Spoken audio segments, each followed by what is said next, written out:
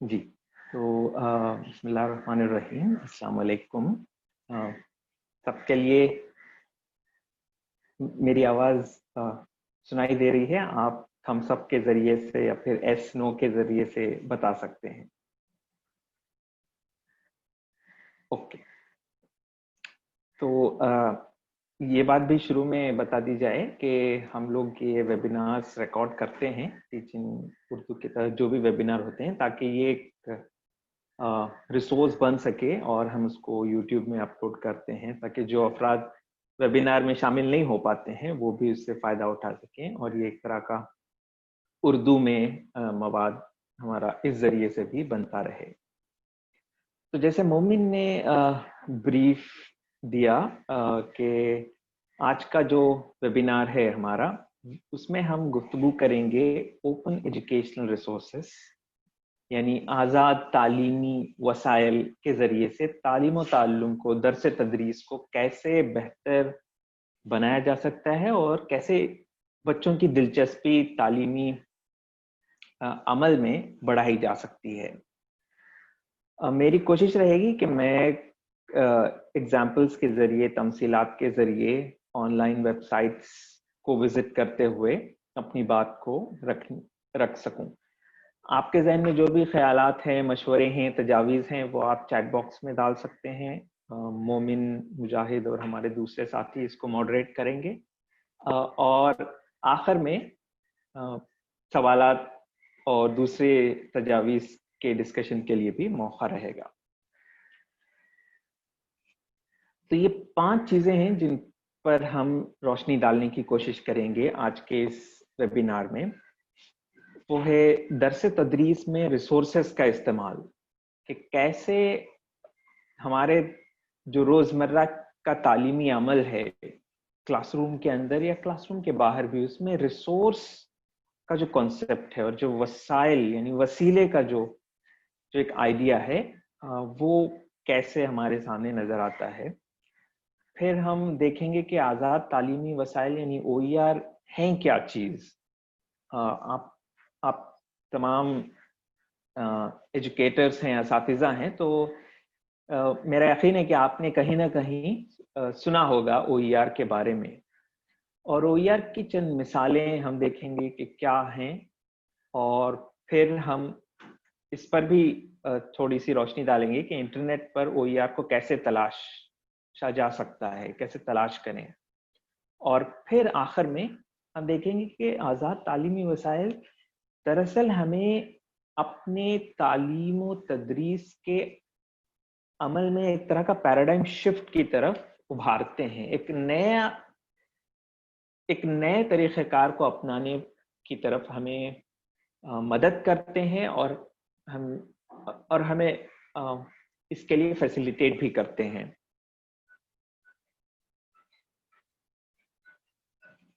दर्स तदरीस में, यानी हमारी जो टीचिंग लर्निंग की प्रणाली है, हमारी रोज़मर्रा का जो प्रोसेस होता है क्लासरूम के अंदर या फिर क्लासरूम के बाहर भी, उसका एक अहम हिस्सा दर्सियात होते हैं, यानी टेक्स्ट बुक्स होते हैं, और एक बुनियादी वसीले के तौर पर हमारे तलबा और असातिज़ा की ज़िंदगी का तालीमी सफ़र का हिस्सा होते हैं।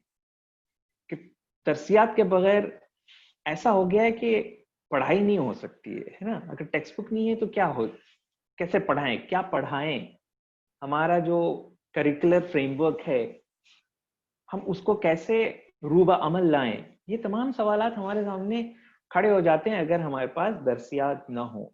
तो टेक्स्ट बुक एक बेसिक रिसोर्स की शक्ल में, एक बुनियादी वसीले की शक्ल में हमारे सामने हमारी रोज़मर्रा जिंदगी का हिस्सा बन गए हैं गोया।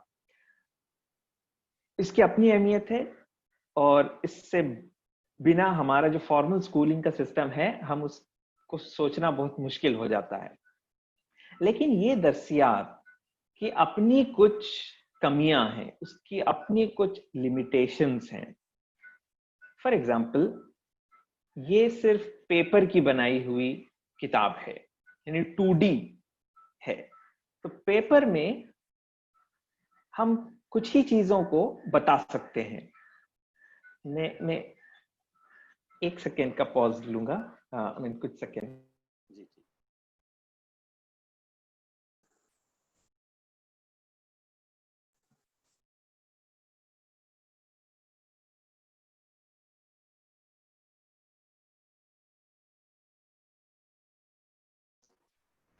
Sorry, I am back.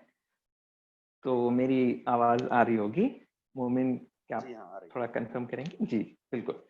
तो दरअसल किताब मुख्तलिफ सूरतों में हमारे सामने एक अहम वसीले के तौर पर आती है, लेकिन किताब के साथ हम बहुत सारी चीजें कर सकते हैं और बहुत सारी चीजें नहीं भी कर सकते। जैसे किताब के साथ मैं इंटरैक्ट नहीं कर सकता हूँ, इन द सेंस इसको तोड़ मरोड़ नहीं सकते हैं।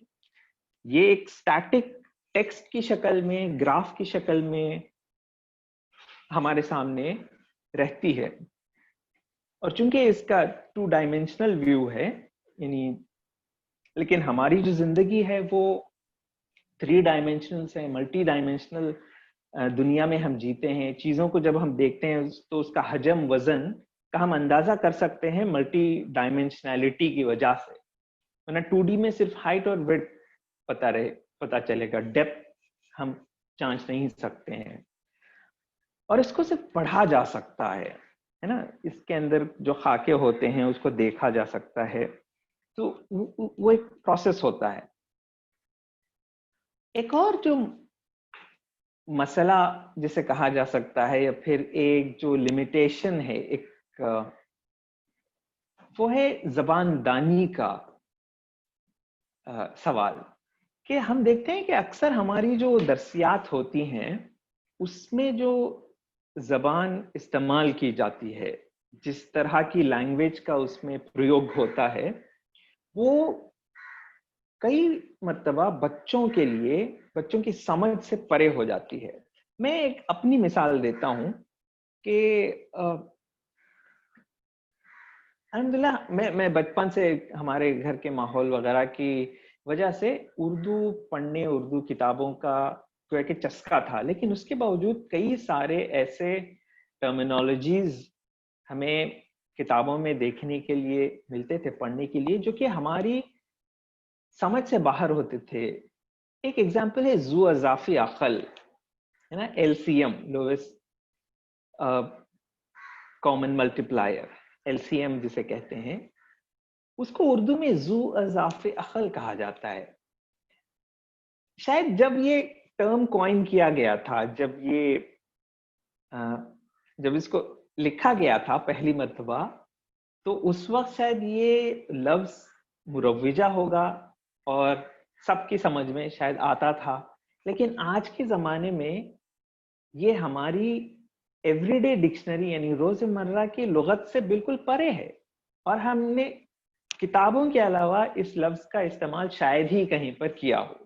तो सवाल हमारे सामने एज एजुकेटर्स, तालीम के मैदान में काम करने वाले अफराद की हैसियत से, असातिज़ा की हैसियत से हमारे सामने आता है कि हम दरसियात में जबान और जबानदानी की क्या अहमियत है, इस पर भी कॉन्स्टेंटली सोचते रहें। तो किताबों में, चूंकि हमारी किताबें सेंट्रली बनाई जाती हैं NCERT या SCERT की तरफ से, स्टेट बोर्ड और सेंट्रल बोर्ड की तरफ से, तो उसमें ये कमियां तो काफी हद तक रह जाती हैं। और फिर जबान का काफी हद तक ताल्लुक रीजन पर भी रहता है कि कौन उर्दू जबान ही मुल्क के मुख्तलिफ इलाकों में मुख्तलिफ जॉनर्स की शक्ल में बोली जाती है, मुख्तलिफ बोलियों की शक्ल में, और जो टर्मिनोलॉजीज का इस्तेमाल किया जाता है वो अलग अलग होती है। जैसे हैदराबाद में जो उर्दू कही जाती है, दिल्ली में जो उर्दू कही जाती है, बेंगलोर में जो उर्दू कही जाती है,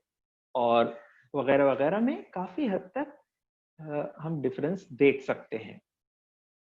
तो किताब में अब, लेकिन किताब एक होती है तो बच्चों की समझ से कई बार कॉन्सेप्ट्स बाहर भी हो जाते हैं। तो ये कुछ लिमिटेशंस मेरी नजर में, मेरी समझ के मुताबिक हैं, जो किताबों, सिर्फ किताबी दरसे तदरीस, तरीक़े तदरीस अपनाने में हमारे सामने आता है। अब किताब के अलावा हम और कौन से वसाइल और जराए इस्तेमाल करते हैं? क्या आप लोग चैट बॉक्स में डालेंगे? کہ آپ لوگ اپنے سبجیکٹ کی ٹیچنگ میں اور کون سے وسائل و ذرائع ہیں جو استعمال کرتے ہیں ٹیکسٹ بک کے علاوہ. ہم 30 سیکنڈ کا وقفہ دیں گے تاکہ آپ اور کہہ سکیں.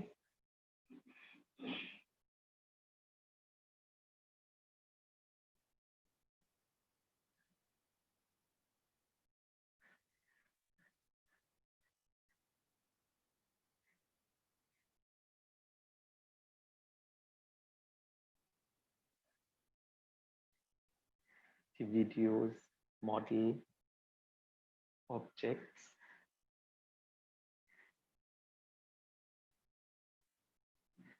جی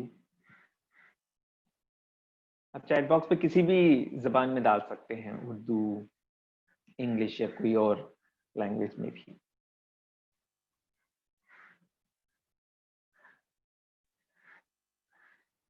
گڈ, تو آپ اور بھی ڈال سکتے ہیں تاکہ ڈسکشن چیٹ میں بھی ہوتا رہے اور پھر ہم آخر میں بھی اس پر واپس آنے کی کوشش کریں گے. تو جو کچھ مثالیں ہمارے سامنے چیٹ باکس میں آئی ہیں وہ ماڈلز ہیں, ویڈیوز ہیں اور ریئل تھنگس یعنی ہینڈس آن کے ذریعے سے کچھ بنانا وغیرہ وغیرہ. تو بہت اچھے, یہ سب ہم استعمال کرتے ہیں. لیکن جو میرے خیال میں جو اور بھی چیزیں ہیں جو ہماری اکثر اسکولوں میں استعمال کی جاتی ہیں, وہ چارٹس. چارٹس ہوتے ہیں مختلف طرح کے جنہیں ہم کلاس روم کے اندر استعمال کرتے ہیں, اور یہ بہت زمانے سے یہ استعمال ہوتے آ رہے ہیں. ایک بڑے سے کینوس میں یہ گرافکس کی شکل میں چیزوں کو ہمارے سامنے رکھتے ہیں چارٹس.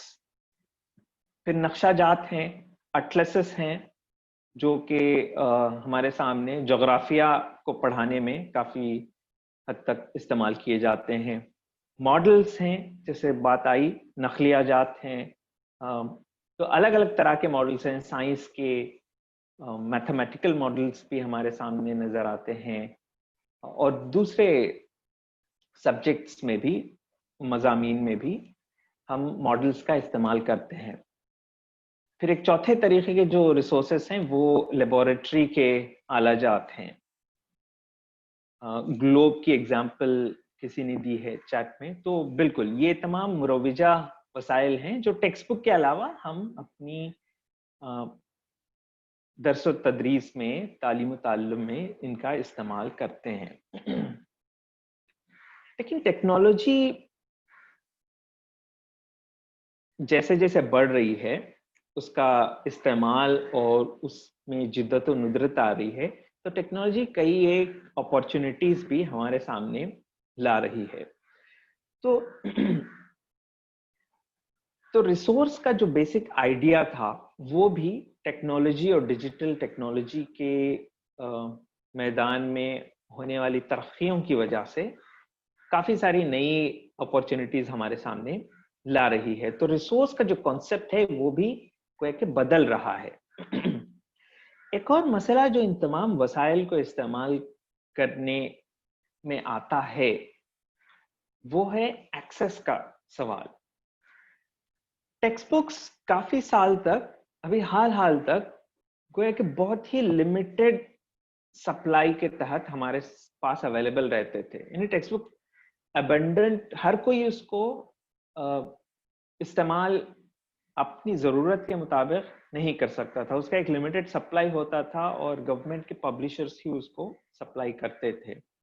پھر ٹیکسٹ بک سارے کے سارے کاپی رائٹڈ ہوتے تھے, یعنی اس کو توڑا مروڑا نہیں جا سکتا تھا. ایک تو ان دا سینس کہ ہم اس کے ساتھ انٹریکٹ نہیں کر سکتے, دوسرا یہ کہ ہمارے پاس اس بات کی آزادی نہیں ہوتی ہے اکثر ٹیکسٹ بکس کی لائسنس کی وجہ سے کہ ہم اس میں سے کچھ چیزوں کو نکال سکیں, اس کو اڈیپٹ کر سکیں.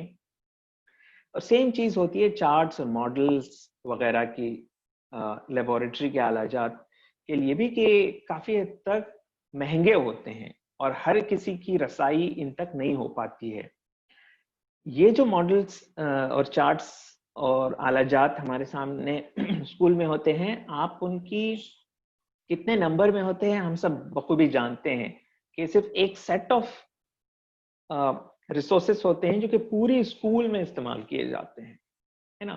تو اگر کوئی بچہ یا بچی اس پیریڈ میں جس میں ان ریسورسز کا استعمال کیا جاتا ہے موجود نہ ہو، تو پھر اس کو پھر سے ان ریسورسز سے استعمال کرنے کا موقع ملنا بڑا مشکل ہو جاتا ہے. تو یہ رسائی کا ایک بہت بڑا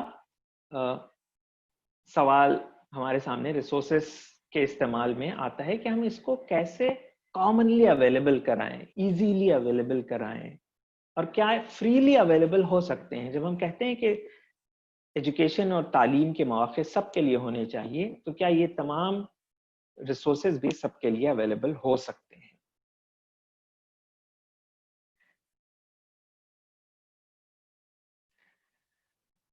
تو آئیے دیکھتے ہیں کہ او ای آر کیا، کیوں اور کیسے ہیں. میں معذرت چاہتا ہوں کہ میں اس سلائیڈ کو پورا اردو میں اس کا ترجمہ نہیں کر پایا، مجھے کرنا تھا. او ای آر تین الفاظ، تین حروف سے بنا ہے، او ای اور آر. اور چونکہ انگریزی زبان میں اس کا استعمال یونیورسلی گلوبلی پہلے ہوا تھا، تو یہ مروجہ ہماری لغت میں او ای آر کی شکل میں ہی آیا ہے، اور یہ ایک بہت پاپولر آئیڈیا بن کر ہمارے سامنے آیا ہے، اور گلوبلی کافی ساری اس کے سلسلے میں کوششیں ہو رہی ہیں. تو او ای آر دراصل اوپن ایجوکیشنل ریسورسز ہے. اوپن کا مطلب ہے ایسا ریسورس جو کہ اوپن لائسنس کے تحت ریلیز کیا گیا ہو. ہم تھوڑی دیر میں دیکھیں گے کہ کیا معنی ہے اوپن لائسنس کا. ایجوکیشنل یعنی ریسورس کو ایجوکیشنلی فائدہ مند ہونا چاہیے، اور ریسورس یعنی آبجیکٹ ہے، کوئی ٹینجیبل چیز ہے جسے ہم درس و تدریس میں استعمال کر سکیں. یعنی کہ اوپن ایجوکیشنل ریسورسز ایسے وسائل ہیں جو تعلیمی مقاصد کے لیے استعمال کیے جا سکتے ہیں، جنہیں اوپن لائسنس کے تحت ریلیز کیا گیا ہے. تو یہ اس کا ایک ڈیفینیشن ہو سکتا ہے. یونیسکو کے United nations educational scientific cultural organization جو تعلیمی میدان میں عالمی سطح پر کوششوں کو سٹیئر کرتی ہے ایک بڑے پیمانے پر، تو ان کے لحاظ سے انہوں نے ڈیفائن کیا ہے او ای آر کو کہ یہ ٹیچنگ، لرننگ اور ریسرچ مٹیریل ہیں جو کسی بھی میڈیم، کسی بھی فارم اور فارمیٹ میں ہو سکتے ہیں. یعنی ڈیجیٹل ہی ہونا ضروری نہیں ہے، نان ڈیجیٹل بھی ہو سکتے ہیں، اور وہ پبلک ڈومین میں یا اوپن لائسنس کے تحت ریلیز کیے گئے ہوں، جس کا مطلب یہ ہے کہ یہ نو کاسٹ ایکسس دیتے ہیں، جنہیں اڈاپٹ کیا جا سکتا ہے، ڈسٹریبیوٹ کیا جا سکتا ہے، اور جنہیں تعلیمی مقاصد کے لیے استعمال کیا جا سکتا ہے. لیکن ہم آتھرشپ کو ایکنالج کریں، یعنی مصنف کو، جس نے بھی تخلیق کیا ہوا ہے، تخلیق کار کو اس کا کریڈٹ دیتے ہوئے ان چیزوں کو استعمال کریں. تو جو او ای آر کا ہم دیکھ سکتے ہیں کہ ہم نے پہلے دیکھا کہ ٹیکسٹ بکس اور جو دوسرے وسائل ہیں اس کے لمیٹیشنز کیا ہیں، اس میں رسائی کا مسئلہ ہے، وہ مہنگے ہوتے ہیں، انہیں ٹویک نہیں کیا جا سکتا، تبدیل نہیں کیا جا سکتا، جوں کا توں انہیں استعمال کرنا پڑتا ہے، وغیرہ وغیرہ، اور سب کے لیے اویلیبل نہیں ہوتے ہیں. تو کہ او ای آر اس خلا کو پر کرنے کی ایک کوشش ہے. اور ایک اور بات جو میں نے کہی تھی کہ ٹیکنالوجی، ڈیجیٹل میڈیم نے جو نئی امکانات، جو نئے پاسبلٹیز ہمارے سامنے لائے ہیں، اس کو استعمال کرتے ہوئے اس کا تعلیمی مقاصد کے لیے اس کو کیسے مستعمل کیا جا سکتا ہے، اس کے لیے بھی او ای آر ایک کوشش کے سامنے ہمارے سامنے آتی ہے. تو جب او ای آر کا جو قوت ہے، جو منبع ہے او ای آر کے پاور کا، وہ میرے مطابق 4 آر ہیں کہ لوگوں نے مختلف طریقے سے इसको डिफाइन किया है, किसी ने 5, किसी ने 6 उसकी खुसूसियात बयान की हैं। एक है रीयूजेबिलिटी, कि OER को रीयूज किया जा सकता है कभी भी, किसी भी वक्त, कहीं भी, इसमें रिस्ट्रिक्शन नहीं होता है। उसको रीमिक्स किया जा सकता है, यानी हम दो तरह के रिसोर्सेस को लें और फिर उन दोनों के इखलाक से हम एक नई चीज बनाकर अपने दरस तदरीस में उसका इस्तेमाल करें। यानी एक मजमून किसी एक बुक से, दूसरा मजमून किसी एक और किताब से, फिर दोनों को हम अपने कॉन्टेक्स्ट के लिहाज से कंपाइल कर सकें, 2 वीडियोस को ले सकें वगैरह वगैरह, 2 मॉडल्स को लेकर उनका रीमिक्स करें अपने कॉन्टेक्स्ट के लिहाज से। ये रीमिक्सिंग की अपॉर्चुनिटी होती है। उसको रिवाइज यानी मॉडिफाई, एनहांस करने की पॉसिबिलिटी भी होती है। फिर रिप्रोड्यूस, यानी हम किसी एक नए फॉर्मेट में भी हम OER को प्रोड्यूस कर सकते हैं। तो ये एक नए अंदाज के इम्कानात हैं जो OER हमारे सामने रखता है। आइए हम क्विकली देखें कि चंद मिसालें लेते हैं OER की। तो पिछले तकरीबन 5 साल में काफी ज्यादा और स्पीड से, और तकरीबन पिछले 15 सालों से OER के मैदान में बहुत सारी कोशिशें हो रही हैं, हिंदुस्तान में भी, हिंदुस्तान से बाहर भी। तो हम एक क्विक एग्जांपल लेते हैं स्टोरी वीवर की।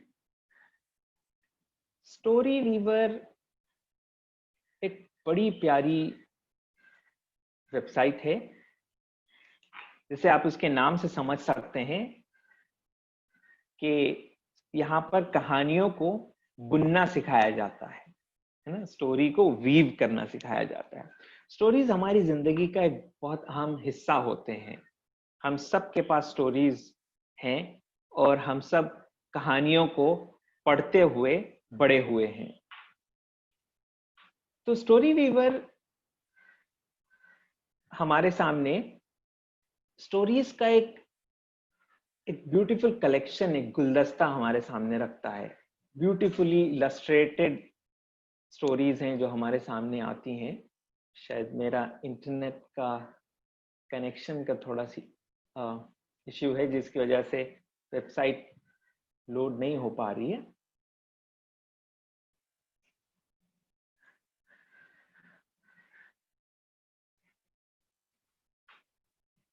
जी, तो हम वापस आएंगे जब तक वो लोड होती रहेगी। लेकिन मैं बात को रखता हूं कि स्टोरी वीवर न सिर्फ एक गुलदस्ता, एक कलेक्शन है स्टोरीज का, बल्कि ये एक टूल भी है स्टोरीज को बनाने का।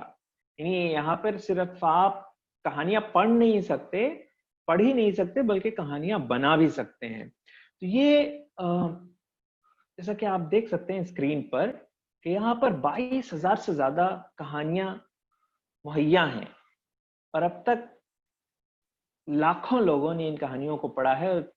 250 से ज्यादा जबानों में ये कहानियां मौजूद हैं। आइए हम क्विकली किसी एक कहानी को देखने की कोशिश करते हैं।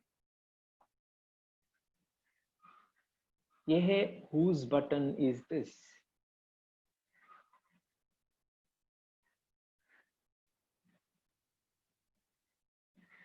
तो ये कहानी अंग्रेजी के अलावा तमिल जुबान में मौजूद है।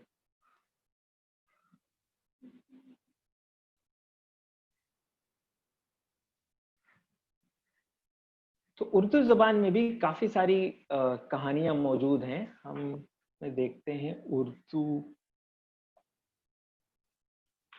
जुबान की कहानियां।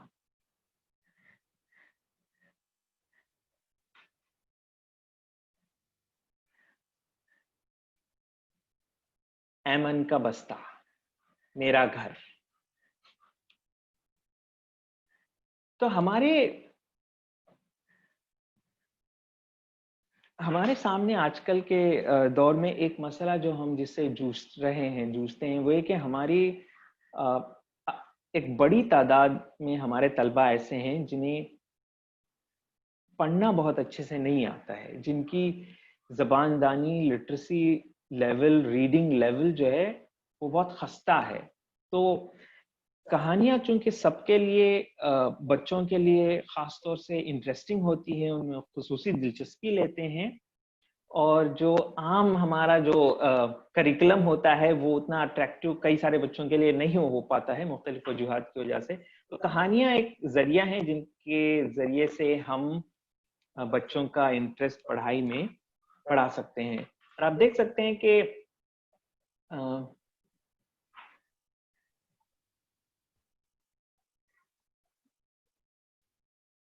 आप देख सकते हैं कि इलस्ट्रेशंस के जरिए से उर्दू ज़बान में ये कहानी लिखी गई है।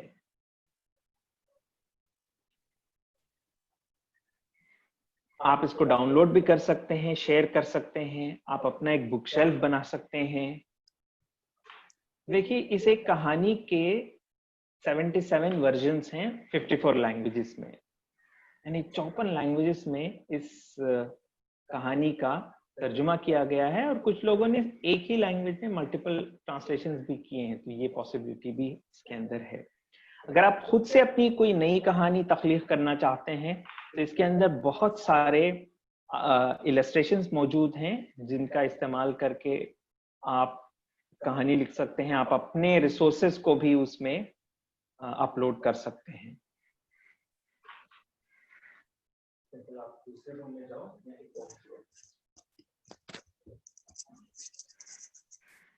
जी।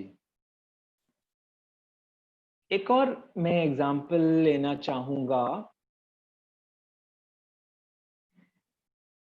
फेट सिमुलेशंस या जियोजेब्रा की।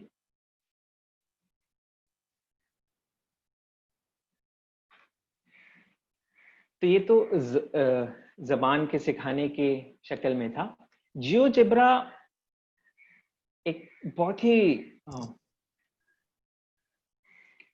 कैसे उसको मैं का इजहार करूं, बहुत ही जबरदस्त टूल है जो मैथमेटिक्स के समझने और समझाने में बहुत मदद कर सकता है। मैं सोचता हूं कि काश जब मैं स्कूल में था तो मुझे ये टूल अवेलेबल रहता और मैं इसके जरिए से शायद मैथमेटिक्स और बेहतर अंदाज से समझ सकता, सीख सकता। मैथमेटिक्स में अब सब जानते हैं, ये यूनिवर्सली बात साबित है कि बच्चे सबसे ज्यादा जिस मजमून से खौफ खाते हैं, डरते हैं, और जिसको और चाहते हैं कि अगर ये मजमून हमारी जिंदगी में ना होता तो कितना अच्छा होता, वो है मैथमेटिक्स, रियाजी। लेकिन उसकी अहमियत भी हम सब जानते हैं बहैसियत उस्ताद, बहैसियत तालीमी मैदान से मुंसलिक फर्द के, कि मैथमेटिक्स कितना एसेंशियल है लाइफ में जीने के लिए, एक लिटरेट पर्सन बनने के लिए, और कैसे हमें एम्पावर करता है मैथमेटिकल अंडरस्टैंडिंग। तो जियोजेब्रा जैसे कि नाम से ही जाहिर है, ये जियोमेट्री और अलजेब्रा का एक कॉम्बिनेशन के तौर पर इसको बनाया गया, और फिर वक्त के साथ साथ ये टूल काफी इवॉल्व होता रहा। हम मैथमेटिकल मजमून के पढ़ाने में देखते हैं कि हमारी जो मैथमेटिक्स की टीचिंग लर्निंग होती है वो अगेन 2D के पेपर पर होती है। हम ग्राफ भी 2D पर ड्रॉ करते हैं। जब अलजेब्रा में हम देखते हैं कि हमारे सामने कई सारे इक्वेशंस वगैरह आते हैं अरिथमेटिक के मैदान में भी, और फिर ज्योमेट्री में आते हैं तो वहां पर शेप्स हमारे सामने आते हैं। और इन सब का जो अरिथमेटिक, ज्योमेट्री और अलजेब्रा का जो इंटरकनेक्शन है, और फिर जैसे आगे की क्लासों में जाते हैं तो कैलकुलस और नए नए जो सब सेक्शंस हमारे सामने आते हैं, उसका एक मरबूत कनेक्शन हमारे सामने बच्चों के जहन में आता नहीं है, क्योंकि एक तो हमारा समझाने का तरीक़ाकार भी है, और दूसरा जो चीजों को बताया जाता है, रिप्रेजेंट किया जाता है, उसका भी मेरे ख्याल में ये इफेक्ट होता है। जैसे हम इक्वेशन लिखते हैं तो वो अलग से लिख लेते हैं, और हम ये उभारते हैं कि बच्चे इक्वेशन को डिराइव करना सीख जाएं। जब ज्योमेट्री आता है तो ज्योमेट्रिकल शेप्स के बारे में हमारा माइंड शिफ्ट हो जाता है. कभी हम उसके कनेक्शन कैसे एक दूसरे के बीच में इसका इफेक्ट होता है हम समझा नहीं सकते हैं, लेकिन जियोजेब्रा हमें एक ऐसा कैनवस देता है जिसके जरिए से हम इस चीज को बआसानी समझा सकते हैं. जैसे इसके अंदर हम देख सकते हैं कि ये एक कैनवस में इक्वेशन और जियोजेब्रा के एक्सप्रेशन और ज्योमेट्री के रिप्रेजेंटेशन का जो कनेक्शन है उसको ब्यूटीफुली हमारे सामने प्रेजेंट करता है. जैसे ये एक प्लेन है, ठीक है. अब इसके अंदर कौन सी इक्वेशन को बदलाने से शेप पर क्या असर पड़ता है, ये हमारे नॉर्मल ग्राफ पेपर के जरिए बताना काफी मुश्किल होता है. लेकिन यहाँ पर एक मैनिपुलेटिव स्पेस हमारे सामने अवेलेबल होता है कि अगर b की वैल्यू चेंज की जाए तो उससे जो रिजल्टेंट ज्योमेट्रिकल शेप है उस पर क्या असर पड़ता है. ठीक है, तो हम देख सकते हैं कि खते मुस्तकीम कैसे बनती है, एक पैराबोला कैसे बनता है, सर्कल कैसे बनता है. जो मुख्तलिफ वेरिएबल्स होते हैं उसका क्या इफेक्ट होता है शेप पर अगर हम उसको तब्दील करें. तो बहुत इजी टू मैनिपुलेट टूल हमारे सामने जियोजेब्रा देता है ताकि हम ट्वीक करके, टिंकर करके, इंटरैक्ट करके चीजों को समझ सकें. एक और एग्जांपल है कोनिक सेक्शंस को समझाने के लिए. हम usually black board, white board पर ड्रॉ करते हैं कि कोनिक सेक्शन होता है, इसका ये एक्सप्रेशन होता है. और अगर असातिज़ा हैंड्स ऑन के जरिए से कई सारे हमारे असातिज़ा बताना चाहते हैं, बताने की कोशिश करते हैं, तो वो पेपर मॉडल के जरिए से उसको काट कर समझाने की कोशिश करते हैं, जो कि बहुत जरूरी है. उसमें 3D और रियल लाइफ उसमें दिखाई देता है. तो जियोजेब्रा भी एक वर्चुअल उस तरह की पॉसिबिलिटी हमारे सामने रखता है जिसमें अनलिमिटेड इंटरेक्शन और अनलिमिटेड ट्वीकिंग हम गोया कर सकते हैं. तो आप देख सकते हैं कि 3D अंदाज में ये हमारे सामने रखता है कि एक कोनिक सेक्शन क्या हो सकता है, कोनिक सेक्शन के का इफेक्ट कैसे हो सकता है अगर हम उसके साइज को घटाकर बढ़ाकर देख सकते हैं, उसकी इक्वेशन में अलग अलग वैल्यूज को घटा और बढ़ाकर देख सकते हैं, वगैरह वगैरह. तो ये गोया हम ये कह सकते हैं कि जियोजेब्रा जैसे टूल हमारी एक्शन स्पेस ऑफ लर्निंग को एक्सटेंड करते हैं, यानी एक्सपैंड करते हैं. टेक्स्ट बुक मुझे मेरा एक्शन स्पेस ऑफ लर्निंग ये बुक का फ्रेमवर्क था, यानी ये पेज का पन्ना था. लेकिन जियोजेब्रा जैसा टूल मुझे एक ऐसा कैनवस देता है जिसके जरिए से मैं अपनी एक्शन स्पेस ऑफ लर्निंग को एक्सपैंड कर पाऊं. अगर कोई सवाल है तो हम क्विकली ले सकते हैं मोमें, या फिर मैं कुछ और एग्जाम्पल की तरफ को बताना चाहूंगा. इसको उर्दू में ट्रांसलेट कर सकते हैं जियोजेब्रा के जो टूल्स हैं. जी,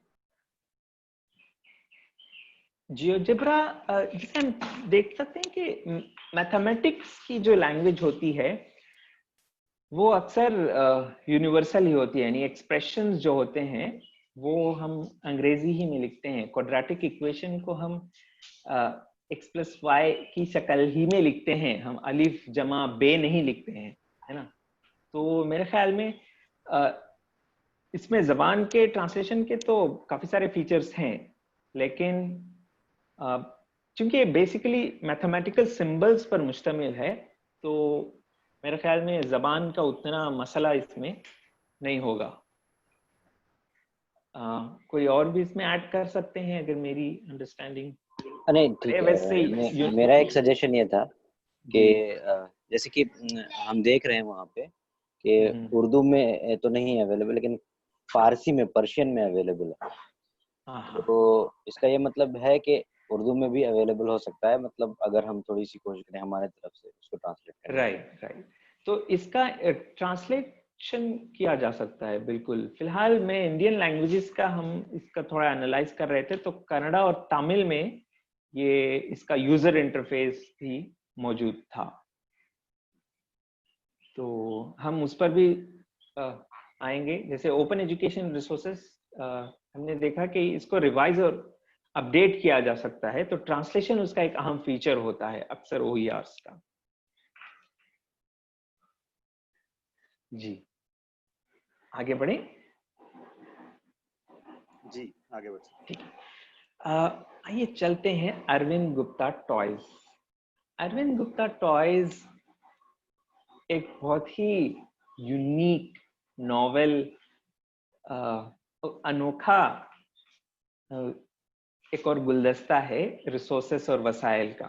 दरअसल अरविंद गुप्ता एक एजुकेटर, साइंटिस्ट थे जो पूना में जिनका लैब था, लैब है बल्कि, जिन्होंने एक नई अंदाजे तदरीस को हमारे सामने रखा। वो है पॉपुलरली जिसे कहा जाता है टॉयज फ्रॉम द ट्रैश, यानी कचरे से खिलौना बनाए, और खिलौना बनाने से, खिलौना बनाकर हम चीजों को सीखें।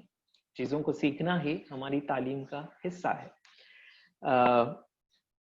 तो उसके जरिए से उन्होंने बहुत ही मुश्किल समझे जाने वाले साइंटिफिक कॉन्सेप्ट्स को, मैथमेटिकल कॉन्सेप्ट्स को, कॉमनली अवेलेबल के कॉमनली नजरअंदाज किए जाने वाले अशिया, यानी कचरे से उन्होंने ऐसे मॉडल्स बनाने का के एग्जाम्पल्स हमारे सामने रखे, और एक दो नहीं बल्कि सैकड़ों ऐसे मॉडल्स बनाकर उन्होंने साइंटिफिक लर्निंग को, मॉडल बेस्ड लर्निंग को और हैंड्स ऑन लर्निंग को पॉपुलराइज करने की कोशिश की। तो इस वेबसाइट पर हम देख सकते हैं कि बहुत सारे रिसोर्सेज बहुत सारे फॉर्मेट में मौजूद हैं, बहुत सारे वीडियोस मौजूद हैं, बहुत सारे ग्राफिकल शक्ल में कैसे मॉडल्स बनाए जा सकते हैं इसकी हमारे सामने एग्जांपल्स हैं। हम एक एग्जांपल लेते हैं, एक काफी जो पॉपुलर इनकी एग्जांपल है, ये स्ट्रक्चर्स बनाने के लिए मैच बॉक्स के जरिए से। अब आप सोचिए कि मैच बॉक्स कितना महंगा है ना? क्या ये सबके लिए अवेलेबल है? एक रिमोट से रिमोट खरीद में भी मैच बॉक्स अवेलेबल रहता है। तो उन्होंने ऐसे कॉमनली अवेलेबल अशिया के जरिए से मॉडल्स बनाना सिखाया। तो इस मैच बॉक्स वाले एक्सपेरिमेंट में जो बुनियादी अशिया की जरूरत है वो मैच बॉक्स की स्टिक्स, और जो टायर में जो छोटी सी पाइप होती है ना, ट्यूब जिसे कहा जाता है, वॉल का जो ट्यूब होता है, जो कि अगेन मैच बॉक्स तो 98 में शायद अभी मुहैया है, या 1 रुपए में 2 या 1, जिसमें 50 काड़ियां होती हैं, और बाइसिकल का जो वॉल ट्यूब होता है वो भी बहुत ही कम रुपयों में हमारे पास मुहैया हो जाता है। तो इसको इस्तेमाल करके मैथमेटिकल मॉडल्स को कैसे बनाया जा सकता है, शेप्स को, ज्योमेट्री, जियोजेब्रा के लिए तो हमारे पास डिजिटल कोई इंटरफेस होना चाहिए, मोबाइल एटलीस्ट हमारे पास एक्सेस हो, या फिर कंप्यूटर हो, इंटरनेट हो। जियोजेब्रा को डाउनलोड भी किया जा सकता है, लेकिन अरविंद गुप्ता के इस मॉडल को बनाने के लिए कोई डिजिटल टेक्नोलॉजी की जरूरत नहीं है, मैच बॉक्स की टेक्नोलॉजी है, और जो वॉल ट्यूब है वो इसकी टेक्नोलॉजी है। तो इसके जरिए से मल्टीपल डायमेंशंस के जो मॉडल्स होते हैं उसको बनाया जा सकता है। और इस बनाने के प्रोसेस में बच्चे गलती करते हैं, और यही गलती उन्हें सोचने पर उभारती है, और यही सोचना उनके समझने पर कल्मिनेट होता है। तो जो लर्निंग बाय डूइंग है उसकी यही फिलॉसफी है कि बच्चे बनाते हुए गलती करेंगे, गलती करके सीखेंगे, और फिर वो एक मेटाकॉग्निटिव अंडरस्टैंडिंग उनके जहन में आएगी। तो ये अरविंद गुप्ता टॉयज की एक एग्जांपल थी। स्क्रैच की मैं एक एग्जांपल दूंगा, थोड़ा सा सोफिस्टिकेटेड एग्जांपल है। स्क्रैच एक विजुअल प्रोग्रामिंग लैंग्वेज है। प्रोग्रामिंग का हमारे दिमाग में जब तस्वुर आता है तो हम समझते हैं कि ये hundreds of lines of code होता है जो कि ब्लैक स्क्रीन पर गोया के लिखी जाती है, लेकिन ऐसा नहीं है।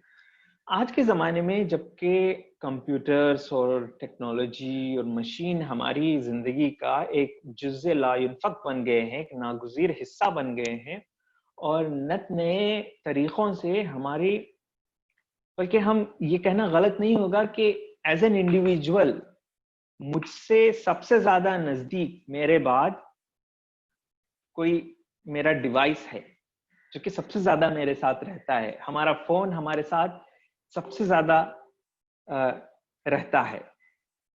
तो हमें समझने की जरूरत है कि टेक्नोलॉजी कैसे वर्क करती है, इसके पीछे क्या प्रोसेसेस हैं।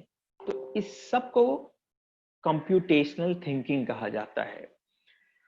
मिशेल रेज़निक जो इस किताब के मुसन्निफ हैं, बहुत ब्यूटीफुल किताब है, life long kindergarten cultivating creativity through projects, passion, peers and play.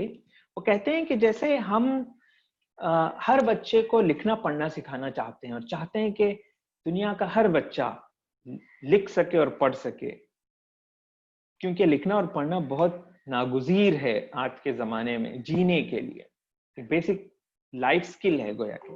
तो वो कहते हैं कि इससे हमारा मकसद ये नहीं होता कि हर बच्चा राइटर बन जाए, है ना। हम बच्चों को लिखाना इसलिए नहीं सिखाते कि वो मुसन्निफ बन जाए, बल्कि वो एक स्किल है, वो एक काबिलियत है जो हमें पैदा करनी चाहिए, लियाकत है आज के ज़माने में। तो उसी तरह से कंप्यूटर की अंडरस्टैंडिंग, कोडिंग, दरअसल आज के ज़माने में बहुत नागुज़ीर 21st सेंचुरी स्किल की शक्ल में आती है। कंप्यूटेशनल थिंकिंग हमारे सामने एक मेटा लेवल की अंडरस्टैंडिंग देती है कि इन चीज़ों को, टेक्नोलॉजी को जैसे दिख रही है उसके पीछे जाकर समझने की कोशिश करें कि कैसे टूल्स और टेक्नोलॉजी बनते हैं, उसके पीछे जो एल्गोरिदमिक थिंकिंग होती है, जो स्टेप बाय स्टेप जो प्रोसीजर होता है, और उसको बना सकें। तो ये स्क्रैच प्रोग्रामिंग को एक कॉमनली अंडरस्टैंडेबल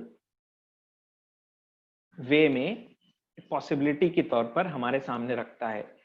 इसमें दरअसल ब्लॉक्स होते हैं कोड के, जिन्हें ड्रैग एंड ड्रॉप करके हम प्रोग्राम लिख सकते हैं। इसके लिए कोई सिंटैक्स पे सीखने की जरूरत नहीं है। तो और इसके अंदर imagination is the limit, unlimited possibilities हैं। आप बिल्ली को उड़ा सकते हैं, आप मछली को पैरों पर अपने खड़ा कर सकते हैं, आप एनिमेशन बना सकते हैं, आप अपनी एक इमेजिनरी दुनिया बना सकते हैं।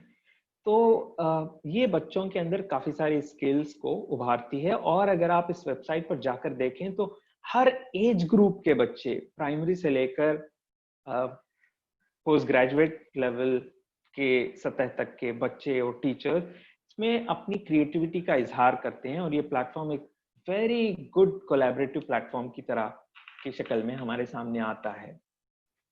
तो ये भी एक पॉसिबिलिटी है। इसका इंटरफेस भी फिलहाल उर्दू में नहीं है, लेकिन इसमें भी पॉसिबिलिटी है कि हम वॉलंटियर बनकर इसका यूजर इंटरफेस उर्दू में कर सकें।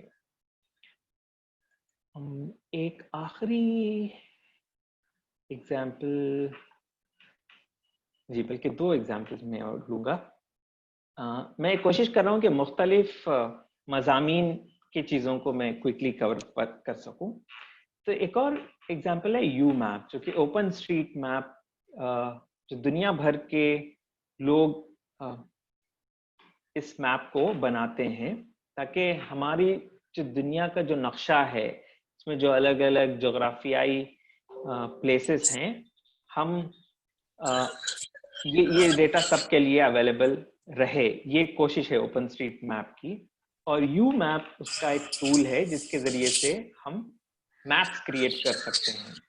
तो अटलसेस का अब तक का जो कॉन्सेप्ट था, हमने देखा कि एक अटलस हम खरीद कर लाते थे और बताते थे बच्चों को कि ये अटलस है। उसके साथ अगेन हम कोई टिंकर नहीं कर सकते, बना नहीं सकते, कुछ उससे कर नहीं पाते। तो ये एक ट्रांसमिशन मॉडल है जो हमारे क्लासरूम में चलता है कि टीचर खड़े हैं और वो बच्चों को बताते हैं, और फिर क्या हर बच्चा ग्लोब को टिंकर करके देख सकता है? हम सब बखूबी जानते हैं कि हमारी क्लास में 25, 30, 40, 50, 60, 70, 80 बच्चे होते हैं। तो 40 मिनट के पीरियड में ग्लोब कौन सा बच्चा हाथ पकड़कर, टच करके, फील करके देख सके, ये पॉसिबिलिटी नहीं रहती है। लेकिन वर्चुअल जो ग्लोब है, मैप है, ये हमें पॉसिबिलिटी देता है कि हर बच्चा खुद करके समझ सके, वो एम्पावर हो सके, उसके पास ऐसे कंट्रोल्स और टूल्स हों जिसके जरिए से हर बच्चा अपनी तख्लीकियत का इजहार कर सके। तो ज्योग्राफी की टीचिंग में, साइंस की टीचिंग में, सोशल साइंस के मुख्तलिफ टॉपिक्स को पढ़ाने में इसमें आपको इस्तेमाल किया जा सकता है। चूंकि वक्त का अख्ताम है के करीब है, मैं इसकी एग्जांपल में नहीं जाऊंगा, इसका URL भी अवेलेबल है। मैं अभी प्रेजेंटेशन पर वापस जाऊंगा और ये प्रेजेंटेशन हम टीचिंग उर्दू की वेबसाइट पर भी अवेलेबल करेंगे। लास्ट बट फन जो एग्जांपल है वो है क्लिक्स OER का। कनेक्टेड लर्निंग इनिशिएटिव एक लार्ज स्केल इनिशिएटिव है जिसके तहत हम हंड्रेड्स ऑफ गवर्नमेंट स्कूल्स के अंदर टेक्नोलॉजी के जरिए से कैसे पढ़ाई को बेहतर बनाया जा सके, इसकी कोशिशें होती हैं। तो इसकी वेबसाइट पर हमने ऐसे कई सारे ओपन एजुकेशनल रिसोर्सेज का कंपाइलेशन किया है और इसको कंटिन्यूसली हम मुख्तलिफ ज़बानों में करने की कोशिश कर रहे हैं। तो इसमें ऐसे जो एक और एग्जांपल है फेट सिमुलेशंस की, तो हमने यहाँ पर सारी इंफॉर्मेशन उस टूल और रिसोर्स के बारे में दी है, जैसे उसकी वेबसाइट क्या है, वो कौन कौन से मज़ामीन के लिए में इस्तेमाल किया जा सकता है, कौन से ग्रेड लेवल में, कौन से करिकुलम के साथ वो अलाइंड है, या अलाइन नहीं है तो क्या उसको अलाइन किया जा सकता है, कौन कौन से डिवाइसेस के जरिए से इसको इस्तेमाल किया जा सकता है, क्या ये ऑफलाइन अवेलेबल है, इसमें एक्सेसिबिलिटी की क्या फीचर्स हैं, यानी जो डिसेबल्ड स्टूडेंट्स होते हैं वो कैसे इन रिसोर्सेज का इस्तेमाल कर सकते हैं, वगैरह वगैरह। और फिर काफ़ी सारी उसके एग्जाम्पल्स भी हमने देने की कोशिश की है। उसके बारे में अगर रिसर्च है तो उसके भी लिंक्स हमने दिए हैं, तो ताकि आप इस एक पेज को पढ़कर समझ सकें कि इसकी अफोर्डेंसेस क्या हैं, ये किस तरह की पॉसिबिलिटीज देता है, एक्टिव नॉलेज मेकिंग बनाया जा सकता है, क्या मल्टी मॉडल मीनिंग हमारे सामने रखता है, कि किस तरह की पॉसिबिलिटीज हैं जो ये रिसोर्स मुहैया करता है। तो फिर आप इसको एक्सप्लोर करना चाहें तो इसको एक्सप्लोर करें और फिर अपनी रोजमर्रा की जिंदगी टीचिंग लर्निंग में उसका इस्तेमाल कर सकें। तो ये कई एक मिसालें थी जो मैंने आपके सामने रखने की कोशिश की है। तो सैमुअल पैपर्ट एक एजुकेशनिस्ट और मैथमेटिशियन थे जिनका कहना था कि children need objects to think with. बच्चों को ऐसे वसाइल और जराए की जरूरत होती है जिनके साथ वो गौर फिक्र कर सकें, और बच्चे उन अशिया के साथ अपना एक जाती रिश्ता बना लेते हैं और फिर उनके के जरिए से सीखने के अमल में उनको मदद मिल सकती है।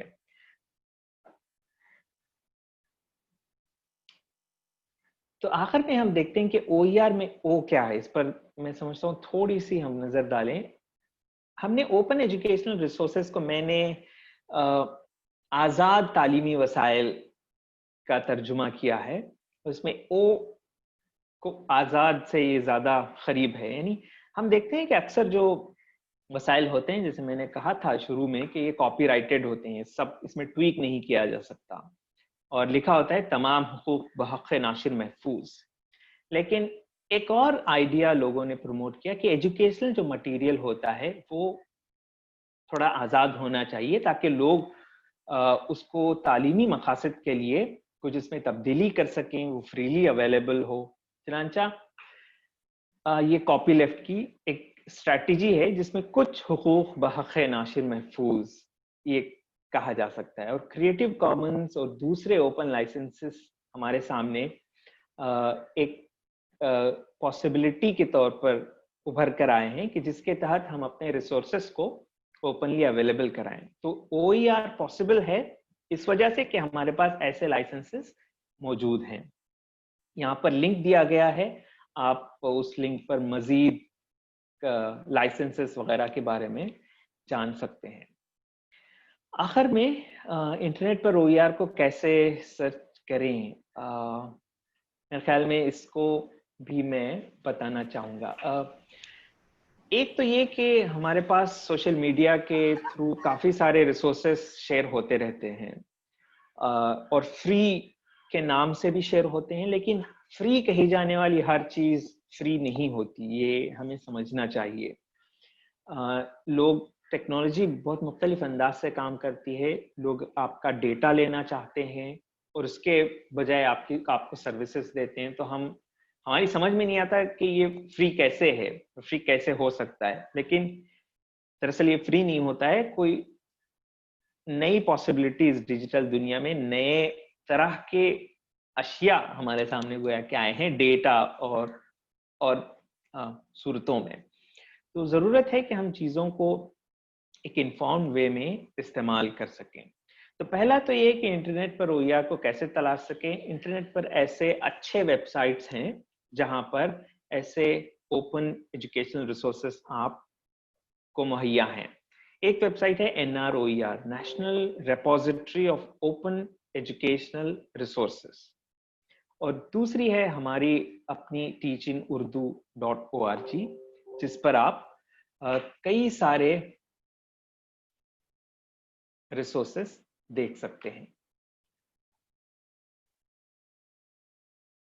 तो टीच इन उर्दू की वेबसाइट पर हम ऐसे बहुत सारे रिसोर्सेस को वक्तन फवक्तन अपडेट करते रहते हैं, ताकि ये हमारी उर्दू मीडियम के क्लासरूम्स के लिए जो रिसोर्सेज ज़्यादा फ़ायदेमंद हैं, हम ऐसे रिसोर्सेज को ट्रांसलेट भी करते हैं और उनके बारे में क्यूरेशन करके मज़ीद मालूमात को यहाँ पर मुहैया करने की कोशिश करते रहते हैं। तो आपसे गुजारिश है कि आप भी इस वेबसाइट पर अपने कंट्रीब्यूशंस को, आप अपनी लिखावटों को, आप अपने एक्सप्लोरेशंस को, नॉलेज को शेयर कर सकते हैं, और फिर इसको अपने सर्कल्स में भी आप शेयर करें।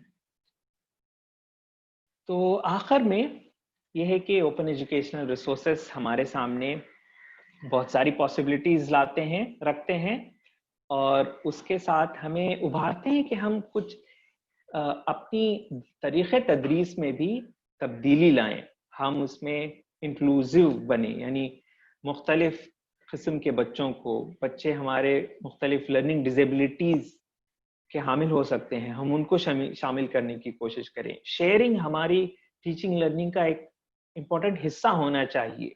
हमारे सामने कॉपिंग एक बहुत ही गलत तरह के शक्ल में पेश किया जाता है। हमारे शिक्षा प्रणाली में, तरीक़े तदरीस में शेयरिंग के कल्चर को उभारा नहीं जाता कि बच्चों के दरमियान एक दूसरे की नॉलेज को शेयर करने पर हमें उभारना चाहिए।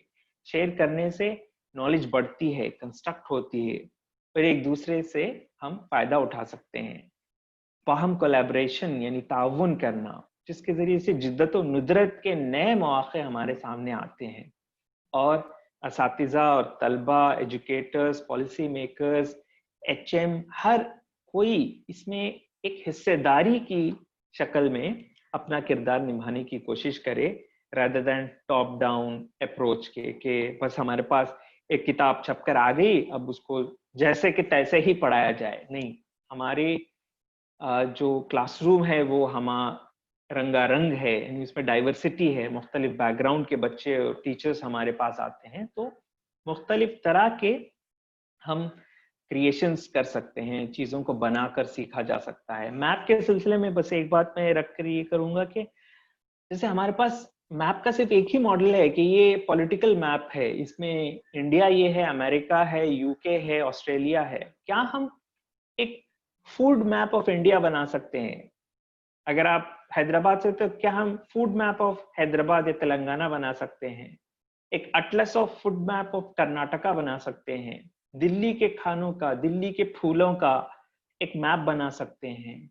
तो इस तरह के हम नई सोच के साथ इन नए टूल्स को इस्तेमाल करते हुए OER को अपने दर्स तदरीस में तालीम और ताल्लुम का हिस्सा बना सकते हैं। तो ये तमाम पूरा प्रेजेंटेशन भी टीचिंग उर्दू की वेबसाइट पर अवेलेबल रहेगा। तो बहुत बहुत शुक्रिया। अभी मोमिन सवालात वगैरह हैं तो हम कह सकते हैं। माफ़ी चाहता हूँ कि शायद मैं 5-10 मिनट ज़्यादा ले लिया। शुक्रिया सदाकत साहब। एक सवाल आया था गाजिया साहिबा की तरफ से कि सोशल स्टडीज़ के मुताल्लिक कुछ बताएं। आई थिंक यू मैप एक एग्जांपल आपने दी थी, उसके अलावा अगर आप कुछ रोशनी डाल सकते हैं तो शायद। जी, यू मैप का तो एग्जाम्पल एक काफ़ी अच्छा है जिसे मुख्तलिफ तरीक़ों से इस्तेमाल किया जा सकता है। मेरे ख्याल में अगेन OER को इस्तेमाल करने में हमारी इमेजिनेशन ही लिमिट है। मैं ऐसे मानता हूँ काफ़ी हद तक टूल्स की अपनी लिमिटेशंस होती हैं। एक और टूल है मार्बल्स, जो कि अगेन ज्योग्राफी और सोशल साइंस में इस्तेमाल किया जा सकता है। एक और टूल है H5P, जिसके अंदर मुख्तलिफ तरह के इंटरैक्टिव्स क्रिएट किए जा सकते हैं। H5P अगर आप सर्च करेंगे तो वो भी अवेलेबल रहेगा, h5p.org। इसके अंदर टाइमलाइंस बनाए जा सकते हैं, मुख्तलिफ तरह के हॉटस्पॉट्स क्रिएट किए जा सकते हैं, वगैरह वगैरह।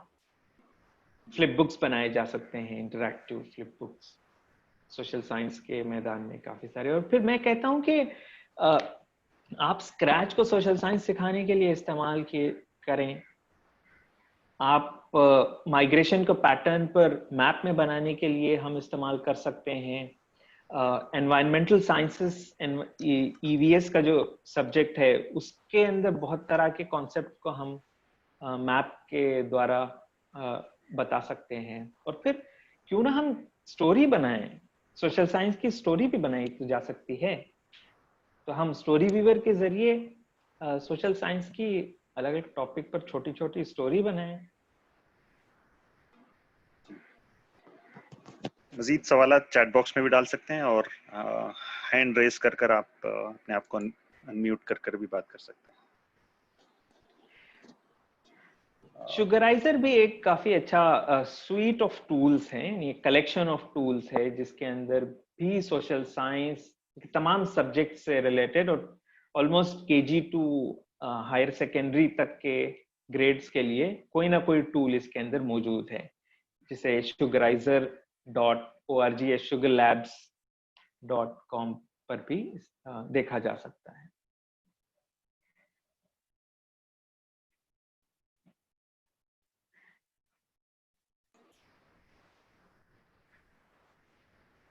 अगर आप कोई और टूल्स आप शेयर करते हैं, आप इस्तेमाल करते हैं, तो वो भी बताया जाए, आप चैट बॉक्स में डाल सकते हैं। अस्सलाम वालेकुम। वालेकुम अस्सलाम। क्या मैं कर सकती हूँ? जी जी बताइए।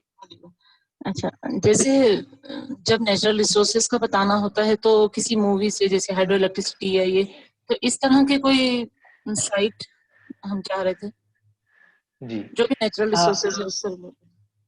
ओके, तो आपने देखा होगा कि यहाँ पर जो OER की मिसालें दी गई हैं, इस पे कहीं भी वीडियो वाला कोई रिसोर्स नहीं बताया गया है, जबकि हमारा जो अक्सर हमारे सामने जो resources other than text book use होते हैं काफी सारे, उनकी अक्सर ये जो वीडियोस पर मुश्तमिल होती है। मेरे ख्याल में वीडियोस अच्छे होते हैं, बिल्कुल इसमें कोई दो राय नहीं है, लेकिन वीडियोस हमारी जो डायडैक्टिक पेडागोजी है, यानी जो ट्रांसमिशन मॉडल ऑफ लर्निंग और टीचिंग है, उसी को बढ़ावा देता है, उससे हम देखते हैं, उसके साथ इंटरेक्शन बहुत कम होता है। तो मेरी कोशिश इस आज के सेशन में ये थी कि हम ऐसे रिसोर्सेज को एक्सप्लोर करें जिसमें बच्चे एंगेज हो सकें। अब अभी जो हमारा जिस पीरियड से हम गुजर रहे हैं लॉकडाउन पैंडेमिक के, इसमें भी ये है कि वीडियोस तो काफी सारे हैं, यूट्यूब पर भी अवेलेबल हैं, लेकिन उससे एक पैसिव लर्निंग हमारे सामने हो रही है। उससे बच्चे कितना सीखते हैं ये अभी क्वेश्चन मार्क है, कि हम अंदर लेते हैं लेकिन वो जब तक आएगा नहीं बच्चे के अंदर से बाहर, हम उसको शायद बेहतर अंदाज से ना समझना मुश्किल है। लेकिन चूंकि आपने सवाल पूछा है, तो ऐसे वीडियोस बहुत सारे अवेलेबल हैं। NROER पर भी ऐसे काफी सारे वीडियोस अवेलेबल हैं, और नेचुरल रिसोर्सेज से स्पेसिफिक मुझे कोई ऐसा चैनल अभी मेरे जहन में नहीं आ रहा है, लेकिन यूट्यूब पर अगर आप जाएंगे तो यूट्यूब पर भी ऐसे काफी अच्छे रिसोर्सेज मौजूद हैं जिन्हें अपनी टीचिंग लर्निंग में इस्तेमाल कर सकते हैं। लेकिन एक और बात मैं कह देना चाहता हूं कि हम कैसे OER को यूट्यूब में सर्च करें। हर वीडियो जो इसमें मौजूद है हम उसको अडेप्ट नहीं कर सकते, यानी वो OER नहीं होता है। अभी मैंने सर्च किया नेचुरल रिसोर्सेस, मेरी स्क्रीन शेयर हो रही है क्या मोमिन? नहीं हो रही।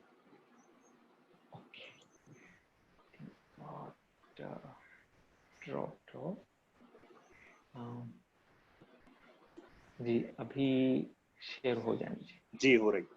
ओके, तो मैंने यहाँ पर सर्च किया नेचुरल रिसोर्सेस, ठीक है। तो ये सारे के सारे OER नहीं होते हैं। OER होते हैं जब वो अगर ओपन लाइसेंस के तहत रिलीज हो। तो यहाँ पर फिल्टर होता है के अंदर क्रिएटिव कॉमन्स है, तब ये सारे जो भी रिसोर्सेस हैं हम उन्हें OER कह सकते हैं। और अगर आप उसमें चेंज भी करना चाहते हैं, जैसे अक्सर ये अंग्रेजी में मुहैया होते हैं, आप अपने बच्चों को उर्दू में इसको अवेलेबल कराना चाहते हैं तो इसका सबटाइटल आप उर्दू में अपलोड कर सकते हैं। वीडियो वही रहेगा, आप बस उसका सबटाइटल को चेंज कर सकें। तो इस तरह के भी मौके मौजूद हैं। और NCERT, CIET और हर स्टेट की SCERT ने अपना अपना चैनल बनाया हुआ है यूट्यूब पर, तो आप ऐसे रिसोर्सेज भी इस्तेमाल कर सकते हैं। एक सवाल आया है डॉक्टर अजीज सोहेल की जानिब से कि उर्दू में TLM का इस्तेमाल के मुताल्लिक आप कुछ बताएं। मेरा जो पिछले 1 घंटे से मैं जो कह रहा हूँ वो मैंने लफ्ज TLM इस्तेमाल नहीं किया है, मैं उसको OER कह रहा था। तो वह कि ये एक ही चीज है, टीचिंग लर्निंग मटेरियल कहें आप, ओपन एजुकेशन रिसोर्स कहें, लेकिन टीचिंग लर्निंग में वो O वाला चीज नहीं आती है, जो कि मैं जिस पे थोड़ा सा एम्फेसिस देने की कोशिश कर रहा था। उर्दू में कहिए या किसी भी लैंग्वेज में, मेरे ख्याल से अगर आप अरविंद गुप्ता टॉयज पे चले जाएं या अरविंद गुप्ता वीडियोस पे चले जाएं तो उसमें आपको काफ़ी सारे साइंस से रिलेटेड, और साइंस ही नहीं बल्कि दूसरी चीज़ों से भी रिलेटेड काफ़ी सारे आपको रिसोर्सेज मिल जाएंगे जी। और उर्दू में भी काफ़ी सारे वीडियोस हैं, अगर इनके यूट्यूब चैनल पे आप जाएंगे तो उसमें आपको मिल जाएंगे। जी, इसे आप यहाँ देख सकते हैं उर्दू। जी जी, और कुछ अगर ये इसमें नहीं मिल रहा है तो यूट्यूब पर डायरेक्ट दिख जाएगा। जी जी, वैसे हम लोग मतलब उसको क्यूरेट कर रहे हैं टीचिंग उर्दू पे। एक और वेबसाइट जिसका जिक्र मैं करना चाह रहा था वो है टीचर्स ऑफ इंडिया। वो आप एक बार शेयर करने में दिखा सकते हैं सदाकत। टीचर्स ऑफ इंडिया में एक फायदा आपका ये है कि आप मतलब रिसोर्सेज जो है वो मतलब कि बहुत ज़्यादा उसमें डाले गए हैं और उसको क्लासीफाई कर सकते हैं, कैटेगराइज कर सकते हैं। जैसे ग्रेड, प्राइमरी ग्रेड के लिए आपको चाहिए, मैथमेटिक्स के लिए चाहिए, इस तरह से क्लासीफाई करके आप निकाल सकते हैं अपने लिए रिसोर्सेज। और वो भी सारे रिसोर्सेज जो हैं वो उसमें 90% OER है, 10% जो है वो दूसरे वो ये है। کاپی رائٹڈ ہو سکتے ہیں. لیکن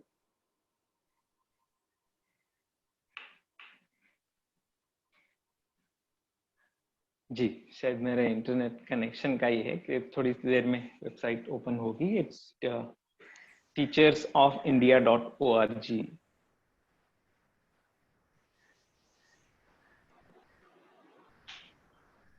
جی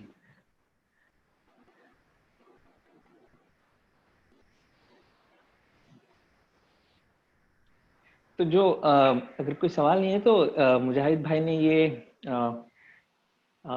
چیز اٹھائی تھی کہ جیو جبرا جیسے کا جو یوزر انٹرفیس اردو میں ہے, کیا اس میں اردو میں ہم بنا سکتے ہیں. تو آلموسٹ آل OERs کے اندر یہ پاسبلٹی بڑی حد تک رہتی ہے کہ اس کا ٹرانسلیٹ کیا جا سکے, کیونکہ آئیڈیا آف OER ہی یہی ہے کہ اس کو ریپلیکیٹ کیا جا سکے دوسرے کانٹیکسٹ میں, دوسری لینگویجز میں اس کو اڈاپٹ کیا جا سکے. تو آلموسٹ آل جو ریسورسز میں نے بتانے کی کوشش کی ہے اس کے اندر کنٹریبیوشنس کا انوائٹ کیا جاتا ہے کہ ہم کسی لینگویج میں اس کے انٹرفیس کو ٹرانسلیٹ کرنے کے میں آپ مدد کرنا چاہتے ہیں تو وہ کر سکتے ہیں. آپ ریسورسز کو دوسری لینگویج میں بنانا چاہتے ہیں تو وہ بنا سکتے ہیں. تو ہر ریسورس, ہر ٹول کی اپنی میتھڈالوجی ہوتی ہے ٹرانسلیشن کو لے کر, لیکن باٹم لائن یہ ہے کہ اس میں یہ پاسبلٹی کافی حد تک رہتی ہے. جیسے TIU کے اندر ٹیچ ان اردو کے تحت ہم فیٹ سیمولیشنز کے کافی سارے ٹرانسلیشنز کرتے ہیں, اور دوسرے ٹیڈ ایجوکیشن کے کافی ویڈیوز کو ہم نے ٹرانسلیٹ کرنے کا ارادہ کیا ہے. خان اکیڈمی کے بہت سارے ریسورسز کو ہم نے ٹرانسلیٹ کرنے کا ارادہ رکھتے ہیں اور اس پر کام جاری ہے وغیرہ وغیرہ. یہ کھل گیا ہے تو اس میں وہ کلاس روم ریسورسز یا ٹیچر ڈیولپمنٹ میں اگر آپ کلک کریں گے کلاس روم ریسورس میں, ہاں تو کھلے گا اگر جلدی تو آپ دکھا سکتے ہیں کہ ہاں اس میں جیسے ریسورس ٹائپ ہے, آرٹیکل, ویڈیو, سبجیکٹ ہے, گریڈ ہے, اس حساب سے آپ سوشل اسٹڈیز کا زیادہ یہ تو سوشل کلاس کے اسٹڈیز کا گریڈ کے حساب سے, ہاں سبجیکٹ کے سوشل حساب اسٹڈیز سے. کا آپ چیک کر لیں اور دیکھ سکتے ہیں.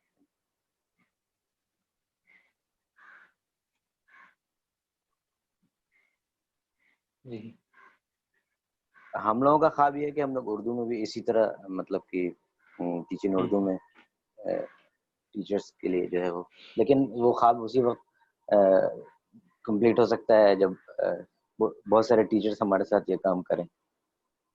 جی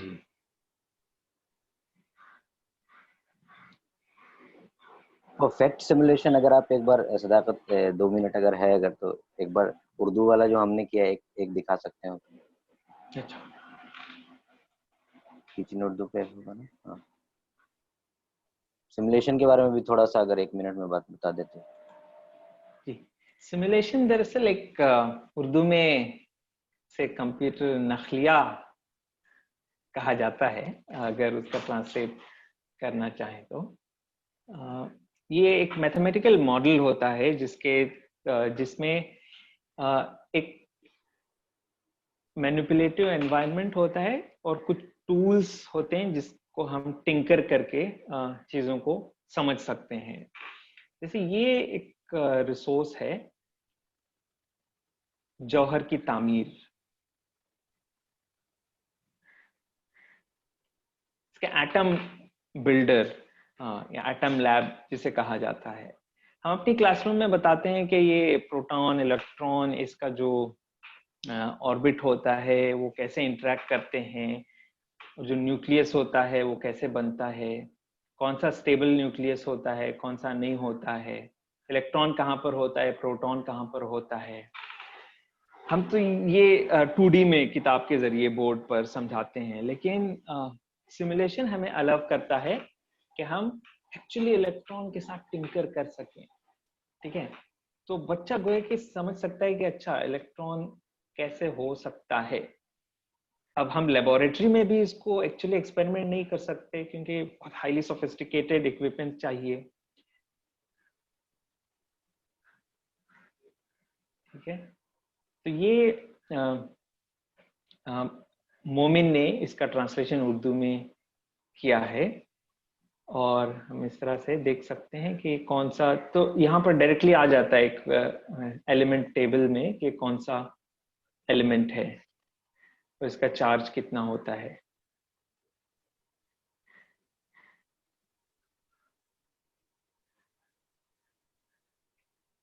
ठीक है, आप देख सकते हैं कि एलिमेंट भी चेंज हो रहा है based on it's nucleus, its atomic weight, कमीत नंबर, ये मुस्तहकम है या गैर मुस्तहकम है, यानी स्टेबल है अनस्टेबल है। तो अगर अनस्टेबल है तो ये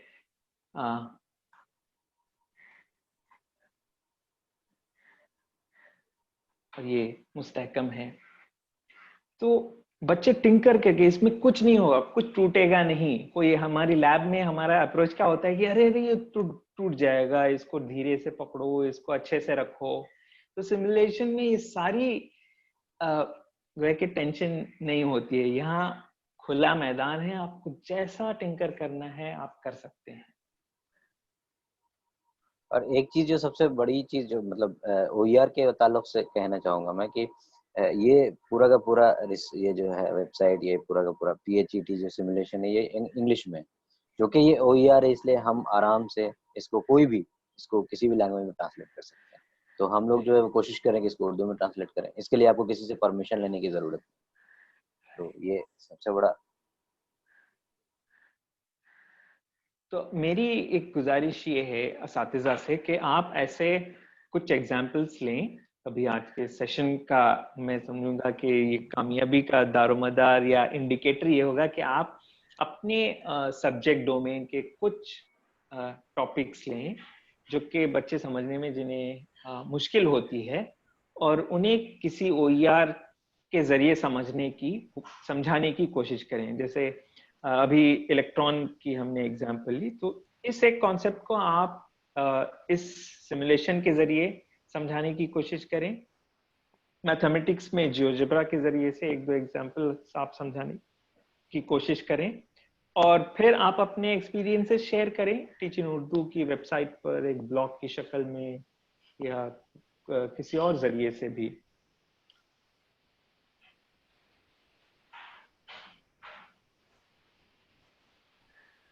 जी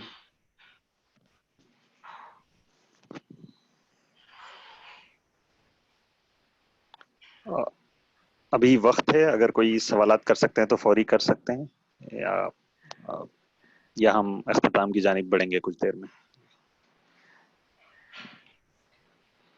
आप इस बात को भी शेयर कर सकते हैं कि हम संडे दोपहर में ये वेबिनार्स रख रहे हैं 2 बजे या 3 बजे। अगर इस सिलसिले में भी आपका कोई मशवरा है कि कोई और टाइमिंग है जो बेहतर हो सकता है, ज्यादा सहूलत वाला हो सकता है, तो वो भी आप शेयर कर सकते हैं।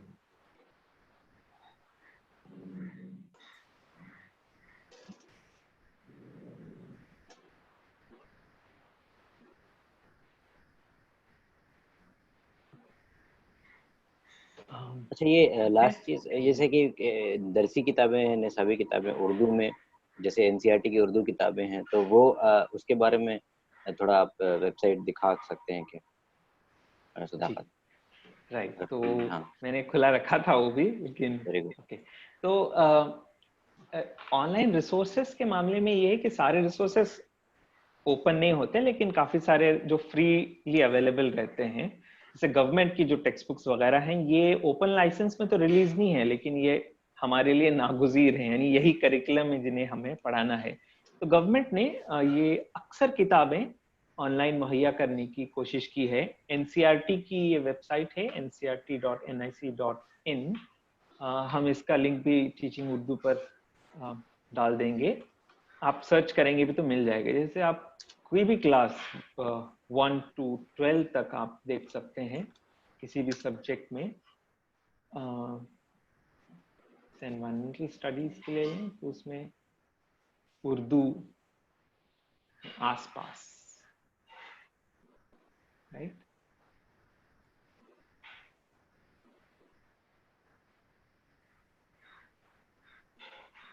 अक्सर किताबें मौजूद हैं, आप इन्हें डाउनलोड भी कर सकते हैं। अच्छा, ये हिंदी में खुली।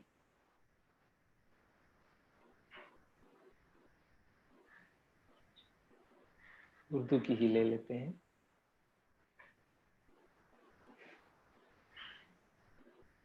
یہ 7ویں جماعت کی اردو کی درسی کتاب ہے. تو اس طرح سے آپ ان ٹیکسٹ بکس کو ڈاؤن لوڈ بھی کر سکتے ہیں. تلنگانہ کی گورنمنٹ نے بھی, تمل ناڈو کی, اور بہت ساری جو اسٹیٹ گورنمنٹس نے بھی اپنے اسٹیٹ بورڈ کے سلیبس کو بھی آن لائن مہیا کیا ہوا ہے. ویب سائٹس ان کی الگ الگ ہیں, مہاراشٹرا کی بھی ہیں. شکریہ. تو یہ ایک کام ہے جو ہم ٹیچنگ اردو ویب سائٹ پر بھی ڈالنے کی کوشش, جمع کرنے کی کوشش کر رہے ہیں کہ کون کون سے اسٹیٹ بورڈز کی کتابیں اردو میں آن لائن اویلیبل ہیں. تو جاہد بھائی, مومن, تو یہ کام ہے جو ہم نے لیا ہوا ہے اور ہمیں کرنا ہے. I think it will be useful compilation.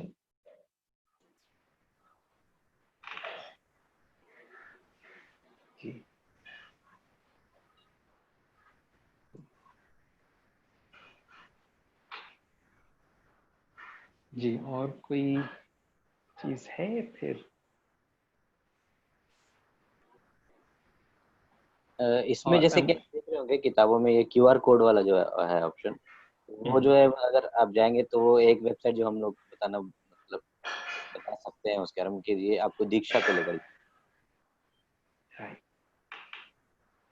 تو دیکشا جو ہے وہ بھی MHRD کا ہی ٹیچرس کے لیے ویب سائٹ ہے. وہ اس میں بھی آپ کو جو ہے وہ کافی سارے OERs ملیں گے.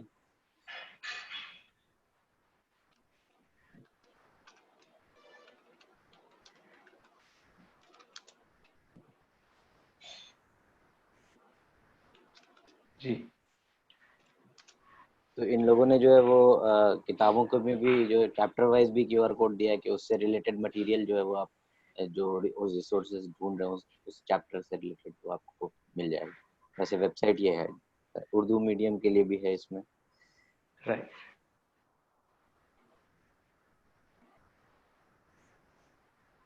ایڈ کر رہے ہیں بھی. ہاں, ویسے تمام ویب سائٹ جو ہے یہ اس پہ کنٹینیوسلی ایڈیشن کا کام چلتے رہتا ہے. تو میرے خیال میں ہر ٹیچر کو تھوڑی سی سرچ کرنے کی زحمت گوارا کرنی پڑتی ہے, اس کے بعد یہ کر سکتے ہیں. مومن, کیا آپ اپنے ہمارے واٹس ایپ گروپ کا لنک شیئر کر سکتے ہیں؟ ہاں, میں شیئر کر دیا, پھر ایک بار کرتا ہوں تاکہ وہ لیٹسٹ رہے. رائٹ. اور ڈیفینیٹلی بار بار ہم یہ کہہ بھی رہے ہیں کہ اس کی ریکارڈنگ اور اس میں جو پریزنٹیشن استعمال ہوا ہے اس کے لنکس ہم ڈالیں گے, جو ہم یوٹیوب اور اپنی ویب سائٹ پر ڈال رہے ہیں.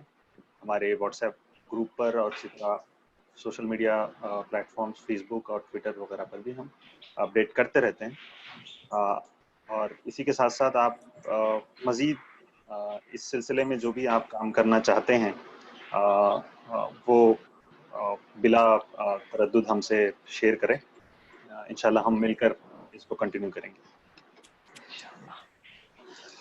تو اور کچھ ہے یا ہم کی طرف بڑھیں؟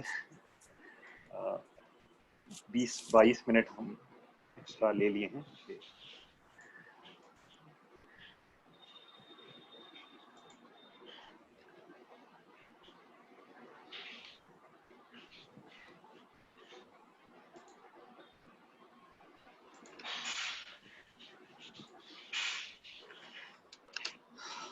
ٹھیک ہے, تو شاید ہمیں یہاں پر ختم کرنا ہوگا. میں صداقت بھائی کا بہت شکر گزار ہوں کہ آپ نے بڑی دقت اور تفصیلی انداز میں اس پریزنٹیشن کو دیا اور ہمیں مختلف OERs کے متعلق اس کی ابتدائی معلومات ہمیں دی.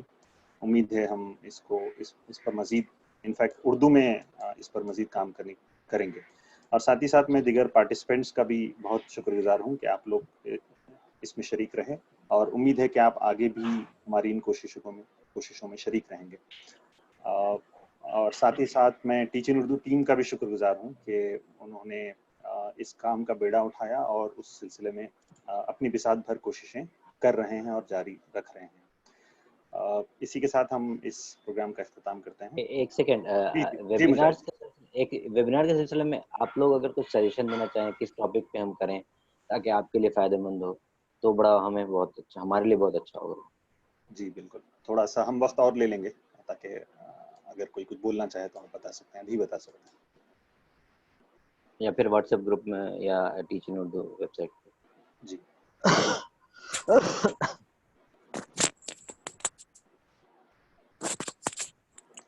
اردو میں آن لائن تدریس کے ذرائع, اردو میں آن لائن تدریس کے ذرائع پر بھی ہو سکتا ہے. جی جی ہم نوٹ کر رہے ہیں.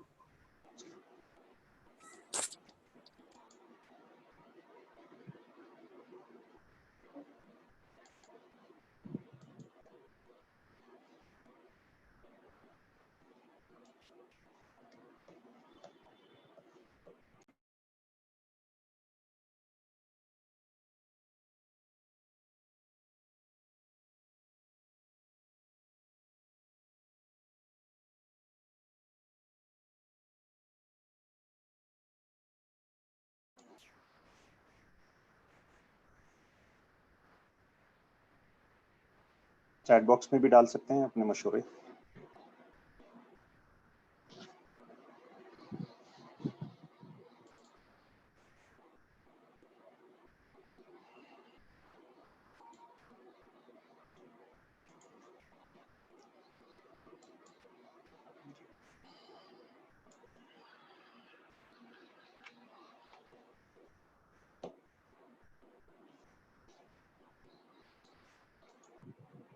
لگتا ہے ہم اس کو یہیں پہ ختم کرتے ہیں اس سیشن کو. ٹھیک ہے نا مجاہد بھائی یا صداقت بھائی, اگر آپ کو کچھ فائنل بات کرنی ہے تو کر سکتے ہیں. جی مومن, آئی تھنک میری ٹھیک.